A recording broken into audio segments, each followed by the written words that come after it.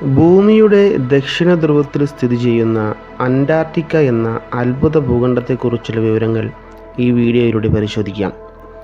സൺഫോർമയുടെ ഒരു പുതിയ എപ്പിസോഡിലേക്ക് എല്ലാവർക്കും സ്വാഗതം.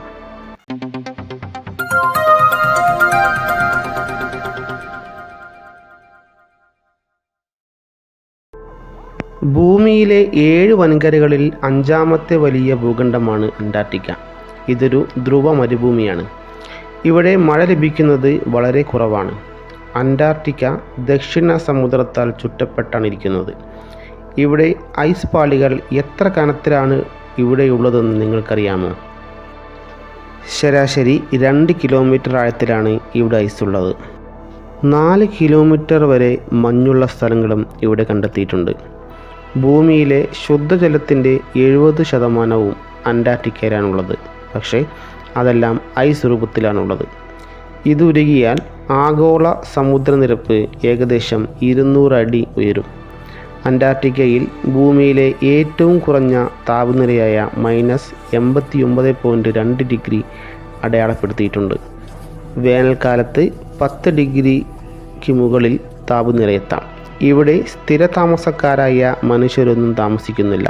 എന്നാൽ ഏകദേശം 30 രാജ്യങ്ങളാണ് അന്റാർട്ടിക്കയെ ഭരിക്കുന്നത്. ഇവരെല്ലാം 1959 അന്റാർട്ടിക് ഉടമ്പടി വ്യവസ്ഥയുടെ കക്ഷികളാണ്. സൈനിക പ്രവർത്തനങ്ങൾ, ഖനനം, ആണവ സ്ഫോടനങ്ങൾ, ആണവ മാലിന്യ നിർമ്മാർജ്ജനം എന്നിവ അന്റാർട്ടിക്കയിൽ നിരോധിച്ചിരിക്കുന്നു. വിനോദസഞ്ചാരം, മത്സ്യബന്ധനം, ഗവേഷണം എന്നിവയ്ക്ക് മാത്രമാണ് അനുമതിയുള്ളത്. വേനൽക്കാലങ്ങളിൽ ഏകദേശം 5000 ആളുകളും ശൈത്യകാലത്ത് ഏകദേശം 1000 ആളുകളും ഇവിടെ ഗവേഷണങ്ങൾക്കും മറ്റും താമസിക്കുന്നു. ഇവിടെ പ്രധാനമായും പെൻഗ്വിനുകൾ, സീലുകൾ, ടാർഡിഗ്രേഡുകൾ എന്നീ മൃഗങ്ങളാണ് പ്രധാനമായും ഉള്ളത്. അന്റാർട്ടിക്കയ്ക്ക് ഏകദേശം 14.2 ദശലക്ഷം കിലോമീറ്റർ വിസ്തൃതിയാണുള്ളത്.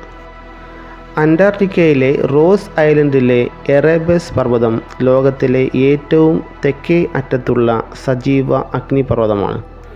അന്റാർട്ടിക്കയിൽ ശൈത്യകാലവും വേനൽക്കാലവുമാണുള്ളത്. എന്നാൽ ഓരോ കാലവും 6 മാസം നീണ്ടു നിൽക്കുന്നതാണ്.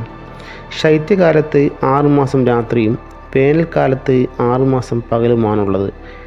അന്റാർട്ടിക്കയെക്കുറിച്ചുള്ള ഓരോ വിവരങ്ങളും രസകരവും അതുപോലെ അത്ഭുതം തോന്നിക്കുന്നതുമാണ്.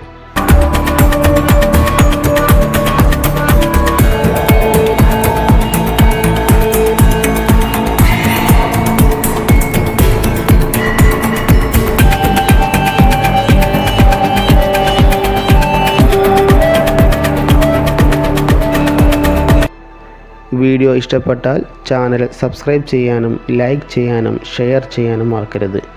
വീഡിയോയെക്കുറിച്ചുള്ള അഭിപ്രായങ്ങൾ കമൻറ്റിലൂടെ അറിയിക്കുക.